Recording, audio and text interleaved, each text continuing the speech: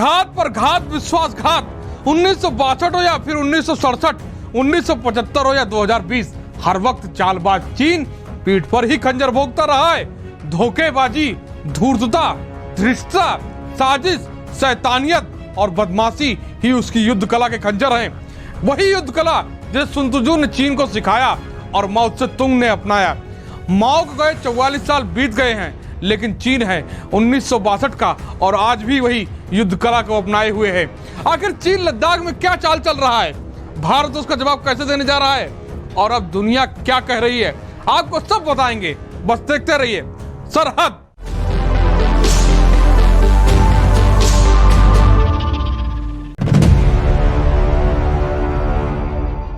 चीन भूल गया है कि युद्ध का मैदान भले ही वही है, लेकिन लड़ाके अब जरा दूसरे किस्म के हैं। वह चीनी धूर्तता को न केवल पहचानते हैं, बल्कि हर चाल को मात देने का दावा भी रखते हैं। यह वह भारत नहीं जो 1962 की तरह बात करे और चीन पर एतबार करे।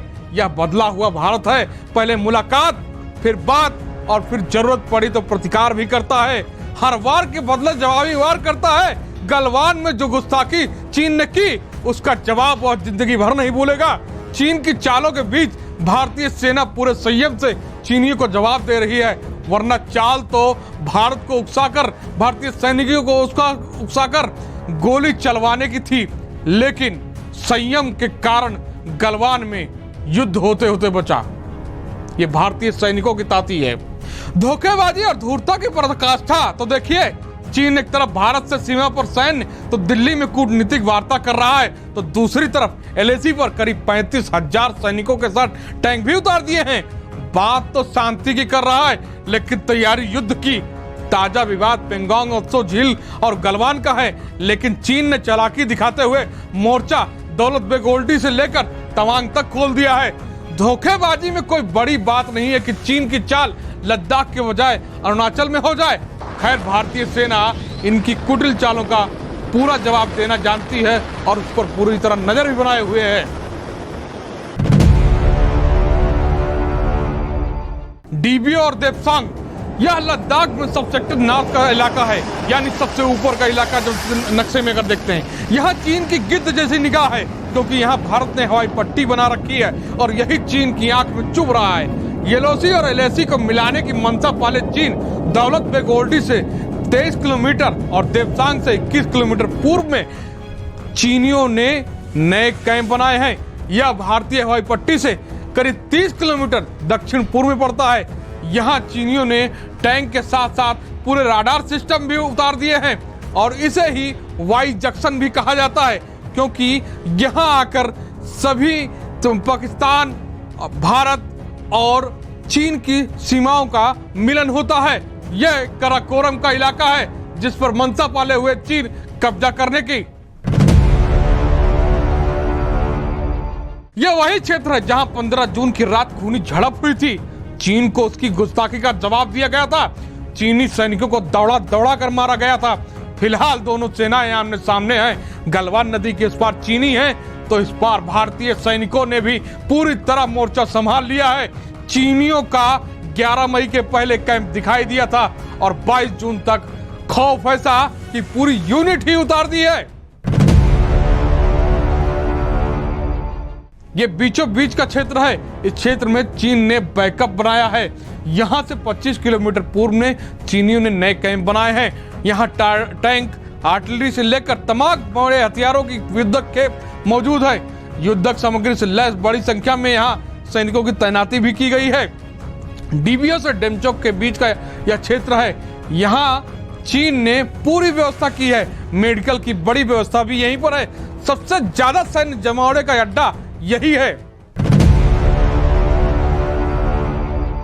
जी हाँ, वही झील जिसे आप लद्दाख में देखने के लिए जाते हैं। फिंगर 4 से लेकर 30 किलोमीटर पीछे तक कई बेस कैंप चीनियों ने बनाए हैं। इसमें 3 बेहद ही महत्वपूर्ण कैंप हैं। यहाँ टैंक की पूरी खेप उतार दी है। यह सड़क बेहतर तरीके से बनाई गई है। यहाँ तक एम्बुलेंस पहुंचने की बढ़िया व्यवस्था है। चीन ने यहाँ बेहद ही पावरफुल ट्रांसमीटर और राडार सिस्टम लगा रखा है। यहाँ पर चीन ने हेलीपैड भी बना दिया है। चीन ने इस इलाके में अभी अपनी सेना बड़ी संख्या में उतारी है। पिछले 2 सप्ताह में यहाँ बड़ी संख्या में युद्धक हथियार आए हैं। इतना ही नहीं, यहाँ से पीछे 30 किलोमीटर के क्षेत्र में 5 कैंप स्थापित किए गए हैं। यहाँ चीन ने हवाई पट्टी भी तैयार की है, क्योंकि उनको मालूम है कि हमने अगर हिमाकत की तो हश्र हमारा गलवान जैसा होगा और बहुत ही भीषण होगा। उत्तराखंड, सिक्किम और अरुणाचल प्रदेश में भी चीनी सैनिकों ने अपनी गतिविधियां बढ़ा दी हैं। इस पूरे इलाके में न केवल सैनिकों की संख्या दुगनी कर दी है, बल्कि सैन्य उपकरण, घातक हथियार और तमाम हाई सेंसर ट्रांसमीटर और राडार लगाए गए हैं, क्योंकि चीनियों को मालूम है कि उनने अगर हिमाकत की तो भारतीय सेना उनके घर में घुसकर जवाब देना जानती है, और जवाब गलवान का तो उन्हें याद ही है। ताजा खबर है, भारत में तैनात चीनी राजदूत ने भी यह बात कही है कि भारत के वीर योद्धाओं ने पीट पीट कर, दौड़ा दौड़ा कर उनके सैनिकों को मारा है। भारत के सैनिकों के साथ 15 जून को जब धोखे से बेअंदाजी करने की कोशिश चीनी सैनिकों ने की, तो उन्हें इस बात का अंदाजा नहीं था, इल्म नहीं था कि प्रतिकार बड़ा भीषण होगा। चीनी सैन्य साजो सामान के दम पर भारतीय सैनिकों से भिड़े चीनी सैनिक पर उनका साहस, भारतीय सैनिकों का साहस भारी पड़ेगा, और यही हुआ भी। खैर, बाकी इस और की कहानी तो आप सबको पिछले एपिसोड में बता ही चुके हैं।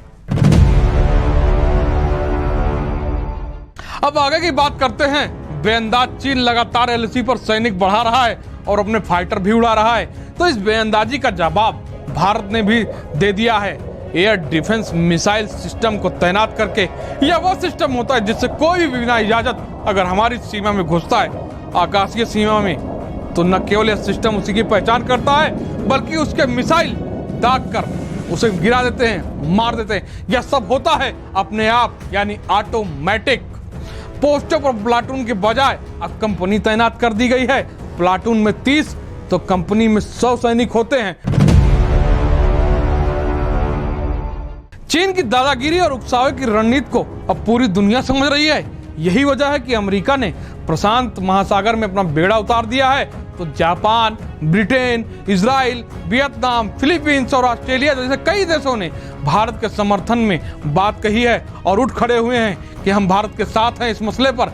इसके बाद भी अगर चीन अपनी हरकतों से बाज नहीं आता है, तो फिर भारत ने भी अब साफ कर दिया है कि अगर वास्तविक नियंत्रण रेखा की स्थिति को बदलने की कोशिश की तो फिर प्रतिक्रिया भी होगी। यानी अब याचना नहीं, रण होगा, संग्राम बड़ा भीषण होगा। दुनिया ने अपनी संप्रभुता और सीमाओं की रक्षा करने के लिए भारत की ताकत और भारत के कमिटमेंट को भी देखा है। लद्दाख में भारत की भूमि पर आंख उठाकर देखने वालों को करारा जवाब मिला है। भारत मित्रता निभाना जानता है, तो आंख में आंख डालकर देखना और उचित जवाब देना भी जानता है। उम्मीद है आप भारत की तैयारियां और चीन के विश्वासघाती चाल का जवाब देने की पूरी प्रक्रिया समझ गए होंगे। अब लेते हैं आपसे विदा, फिर हाजिर होते हैं सरहद के नए किस्सों के साथ। सरहद का यह किस्सा अगर आपको पसंद आया है तो जरूर लाइक करें, शेयर करें, अपने मित्रों को बताएं। फिर मिलते हैं अगले शो में। जय हिंद।